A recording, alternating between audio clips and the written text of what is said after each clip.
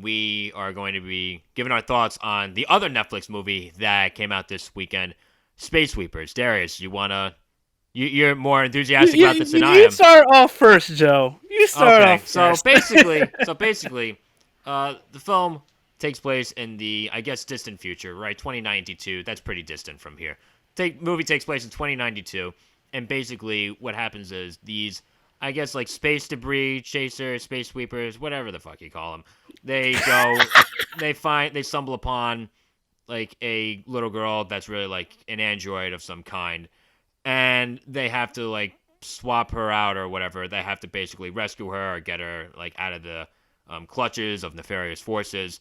And now Darius obviously wanted me to start this off for I think he knows why, because I sat down and it said that the clock on this movie was 2 hours and 16 minutes. Okay, 2 hours and 16 minutes. I want to say I'm about 45 minutes in. 45, 50 minutes in. And I'm going to be honest. I'm not happy about the movie at this point in the game. I hit the pause button just to see how much longer I had left. And it was an hour and a half. It was still an hour and a half at that point. And I wanted to jump out the fucking window because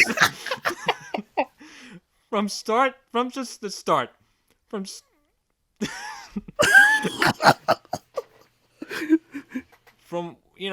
just basically from what I'd seen at that point, the movie was dog shit. It's fucking terrible. In so many ways. I'm not sure if I have the time to list all of my grievances. One thing I will say, there are moments where it's occasionally interesting. The villain, he's occasionally interesting. But he's like, the CEO of this nefarious corporation. Oh, wow. We've never seen that one before in a movie. Wow, they are really reinventing the wheel with this one. And just a little bit more background context. This movie is it's a Korean film. It's a South Korean film. And it switches between characters speaking, I guess, Korean and characters speaking English. All right? Okay. So in both languages, the dubbing for the dialogue is fucking horrendous. It is horrendous. It took me out of the movie so many times. The dubbing is horrendous. You watched it dubbed? No, here's the thing. Like, I hit play on Netflix, and it just swapped between the two. Oh, yeah, it does. It swapped between the two.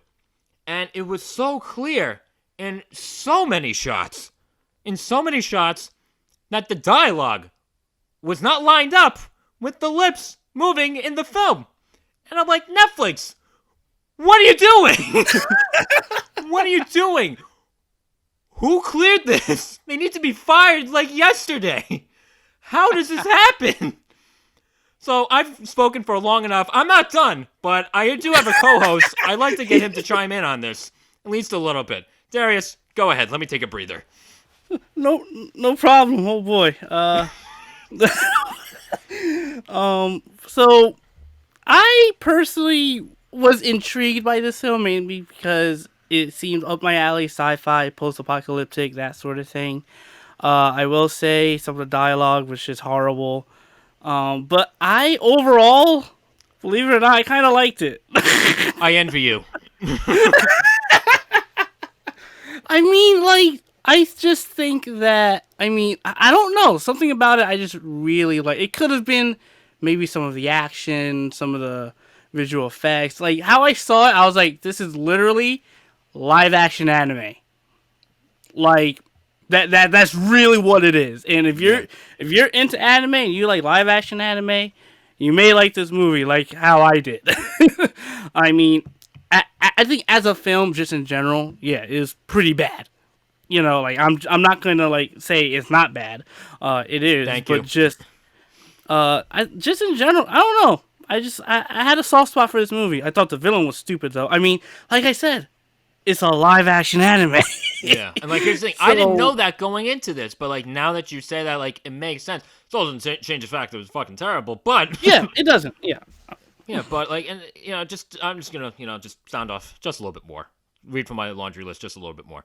The execution overall with this movie was terrible. Editing, wow. Yeah, Action editing, sequences, holy cow. wow. I mean, like, and here's the thing, like, even just like on a writing end too, the dialogue was at worst cringe-inducing, and at best basic. Like, it was just freaking terrible. Again, that was a dialogue, and then what? That was a dialogue that I, of course, could actually understand. There were a lot of times where the conversations just felt like a little bit nonsensical. And correct me, no, you don't need to correct me on this one. Fart jokes, really, in the rated R, like sci-fi thriller, you got fart jokes. Okay, all right. You know what this feels like? If you told like a 10-year-old. Wait, this was rated R? They dropped like a shit ton of F-bombs. It was TVMA. Oh. It was TVMA. Oh, okay. You know what this movie feels like? If you told a 10-year-old to watch, I guess, I don't know, Star Wars for the first time and tell him to write a feature-length screenplay with what he had in mind, that's what this movie would feel like. Hey, Star Wars is good. Oh, yeah, I know. Star Wars is amazing. But it just feels like a crap hash version of Star Wars and some other movie that I can't think of right now because I'm running out of sarcasm, believe it or not. So I just you get what I'm trying to say. I do. Yeah. I mean, like, again, for me, I saw it as a live action anime, and I was just like, you know what, I'm at least to a certain extent having fun with some of the action. I mean, some of the fight sequences were just bad overall. Like, too much editing and cutting from different things. I was just like, whoa, what the heck is going on? And not in a good way, in a bad way, honestly, because it was so jarring. Because it's like, I really like fight sequences now, especially hand-to-hand combat, martial arts, where we see the actual choreography, and I'm actually starting to like action sequences less and less that have so many cuts. I want to see the choreography. I want to see that. And this film really tried to hide a lot of that. And this is such a generic movie. The villain was just like... There are certain moments I'm just like, yeah, this is totally anime-esque. And not even the best anime. The worst anime. Possible. Yeah, it was like I'm not... Like, even though I liked it to a certain extent, I'm definitely not going to be like, oh, this was a good movie or a great one. No, this was definitely a bad movie for sure. But I guess I just have some sort of weakness towards anime and live-action anime with certain things that are going on that I was just like, you know what, I enjoyed some of it. Well, like, here's the thing. And again, like I said, I come from a different perspective where I don't have the biggest attachment to... anime. Like, of course, I love science fiction, and I felt like this could have been cool, or at least it could have been much better than it was, given the topics it deals with or the ideas that it had.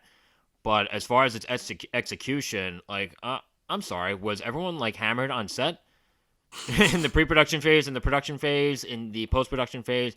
What happened? Yeah, we need to find out exactly what happened, what they were on, and keep the rest of the world from obtaining it. That's all I'm going to say. It's like, nobody needs to watch this.